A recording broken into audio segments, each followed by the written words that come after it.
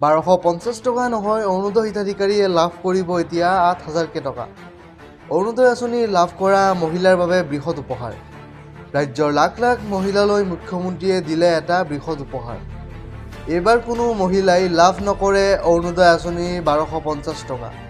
প্ৰতিগৰাকী অৰুণোদয় হিতাধিকাৰীয়ে লাভ কৰিব 8,000 টকা। ফেব্ৰুৱাৰী মাহৰ 20 তাৰিখৰ পৰা লাভ কৰিব এই ধন।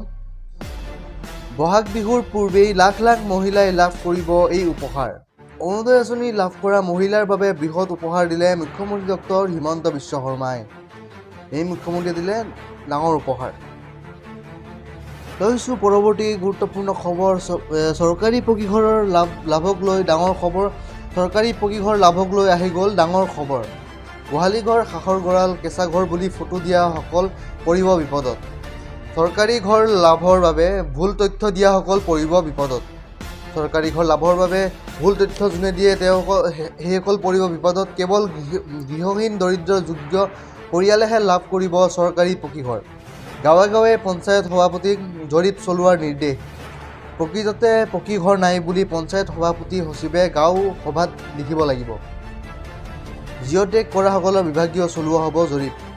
ছেটেলাইটৰ জৰিয়তে চলোৱা হ'ব জৰীপ। মন্ত্ৰী ৰঞ্জিত দাসে কৰিলে ডাঙৰ ঘোষণা।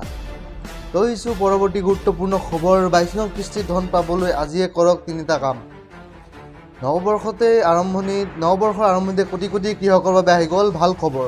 কিয়নো শীঘ্ৰেই প্ৰতিগৰাকী কৃষকৰ একাউণ্টত সোমাব PM কিষাণৰ 22 নং কিস্তিৰ ধন। হয়, 22 নং কিস্তিৰ ধন শীঘ্ৰেই সোমাব কৃষকসকলৰ একাউণ্টত। প্ৰতিগৰাকী কৃষকৰ একাউণ্টত সোমাব 2,000কৈ টকা। আপুনিও সাজু হওক PM কিষাণৰ 22 নং কিস্তিৰ ধন ল'বলৈ। নতুন নিয়মেৰে এইবাৰ দেশৰ কৃষকৰ একাউণ্টত জমা হ'বলৈ গৈ আছে ধন। আজিয়ে কৰি লওক KYC আপডেট, কাৰণ KYC আপডেট নকৰিলে আপুনি টকা নাপায়। KYC আপডেট নকৰিলে লাভ নকৰিব PM কিষাণৰ 22 নং কিস্তিৰ ধন। হয়, জালিয়াতিৰে নাম সন্নিৱিষ্ট কৰা হাজাৰ হাজাৰ ভুৱা হিতাধিকাৰীৰ নাম ইতিমধ্যে কটা গৈছে। PM কিষাণৰ 22 নং কিস্তিৰ ধন পাবলৈ সাজু হওক প্ৰকৃত কৃষকসকল। মুকলি হ'ল হেল্পলাইন নম্বৰ 155261। লৈ আহিছোঁ পৰৱৰ্তী আন এটা গুৰুত্বপূৰ্ণ খবৰ। প্ৰস্তুত কৰিব PMAY নতুন তালিকা। চৰকাৰী ঘৰ নোপোৱাসকলৰ বাবে আহি গ'ল ডাঙৰ খবৰ। ৰাজ্যত নতুনকৈ আৰু 30 লাখ পৰিয়ালে লাভ কৰিব PMAY ঘৰ। নতুনকৈ আৰু 30 লাখ মানুহে কৰিছে জিঅ' টেগিং। প্ৰস্তুত কৰিব নতুন হিতাধিকাৰীৰ তালিকা। কোনো দৰিদ্ৰ পৰিয়াল বাদ নপৰে পকীঘৰ লাভৰ পৰা। জিঅ' টেগিং কৰি থোৱা প্ৰায় 3,25,000 লোকে পাব চৰকাৰী পকীঘৰ। ইয়াৰ পাছতেই সম্পূৰ্ণ হ'ব প্ৰায় 30 লাখ মানুহৰ জিঅ' টেগিং। হয়, ইয়াৰ পিছতে 30 লাখ মানুহৰ জিঅ' টেগিং সম্পূৰ্ণ হ'ব। কিস্তি হিচাপত ধন দিয়া হ'ব ঘৰ নিৰ্মাণ কৰিবলৈ।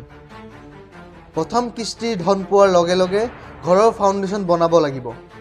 প্ৰথম কিস্তিৰ ধন পোৱাৰ লগে লগে ঘৰৰ ফাউণ্ডেশ্যন বনাওক, কাৰণ অন্যথা দ্বিতীয় কিস্তি নাপাব। ঘৰ বনোৱা আৰম্ভ নকৰিলে দ্বিতীয় কিস্তিৰ ধন দিয়া নহ'ব। গতিকে PMAY ধন পোৱাৰ লগে লগেই ঘৰ বনাওক, অন্যথা নাপাব আপুনি চৰকাৰী আৰু সুবিধা। অসমত কোনেও আৰু কেঁচা ঘৰত থাকিব নালাগে বুলি প্ৰতিশ্ৰুতি দিছে মুখ্যমন্ত্ৰী ডক্টৰ হিমন্ত বিশ্ব শৰ্মাই। লৈ আহিছোঁ পৰৱৰ্তী গুৰুত্বপূৰ্ণ খবৰ। ফেব্ৰুৱাৰী মাহত লাভ কৰিব ডাঙৰ উপহাৰ। হয়, অৰুণোদয় আঁচনিৰ লাখ লাখ হিতাধিকাৰী শীঘ্ৰেই কৰক আপডেট কৰক KYC। ফেব্ৰুৱাৰী মাহত লাভ কৰিব ডাঙৰ উপহাৰ। অৰুণোদয় আঁচনিৰ ধন নিয়মীয়াকৈ পাবলৈ বেংকৰ একাউণ্টত ঠিক হৈ থাকিব লাগিব। বহু লোকে KYC নকৰে কাৰণে অৰুণোদয় ধন জমা নহয়। চৰকাৰে টকা দি দিয়ে কিন্তু একাউণ্টলৈ নাযায়। ইয়াৰ কাৰণ একাউণ্টত KYC আপডেট হৈ নাথাকে। নিজৰ বেংক একাউণ্ট যদি পৰিষ্কাৰ হৈ নাথাকে তেন্তে চৰকাৰে টকা দিলেও একাউণ্টত জমা নহয়। দ্বিতীয়তে অৰুণোদয়ৰ বাবে যিটো মোবাইল নম্বৰ দিছে সেই মোবাইল নম্বৰটো এক্টিভ ৰাখক। কিবা কাৰণত যদি মোবাইল নম্বৰটো পৰিৱৰ্তন হয় তেন্তে চৰকাৰক আপুনি জনাওক। এতিয়াৰে পৰা প্ৰত্যেক ব্লকত এজন অৰুণোদয় সহায়ক থাকিব। যদি মাহত টকা জমা নহয় ব্লকৰ অফিচত গৈ আপোনালোকে অভিযোগ কৰিব পাৰিব। তৃতীয়তে অৰুণোদয় ধন নাপালে অভিযোগ দিবৰ বাবে চৰকাৰে মুকলি কৰিব ফোন নম্বৰ। এই ফোন নম্বৰত ফোন কৰিও দিব পাৰিব অভিযোগ। ফেব্ৰুৱাৰী মাহত চৰকাৰে অৰুণোদয় হিতাধিকাৰীক দিব ডাঙৰ ডাঙৰ উপহাৰ।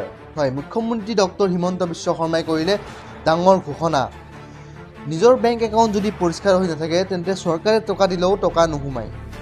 লৈ আহিছোঁ আন এটা গুৰুত্বপূৰ্ণ খবৰ। ৰাজ্যত নতুনকৈ 30 লাখ পৰিয়ালে লাভ কৰিব চৰকাৰী ঘৰ। চৰকাৰী ঘৰ নোপোৱাসকলৰ বাবে আহি গ'ল ভাল খবৰ, কিয়নো ৰাজ্যত নতুনকৈ আৰু 30 লাখ পৰিয়ালে লাভ কৰিব PMAY চৰকাৰী ঘৰ। নতুন আৰু 30 লাখ মানুহে কৰিছে জিঅ' টেগিং, প্ৰস্তুত কৰিব নতুন হিতাধিকাৰীৰ তালিকা।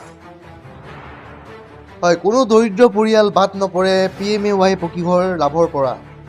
কোনো দৰিদ্ৰ পৰিয়াল বাদ নপৰে চৰকাৰী পকীঘৰ লাভৰ পৰা। মুখ্যমন্ত্ৰী ডক্টৰ হিমন্ত বিশ্ব শৰ্মাই কৰিলে ডাঙৰ ঘোষণা।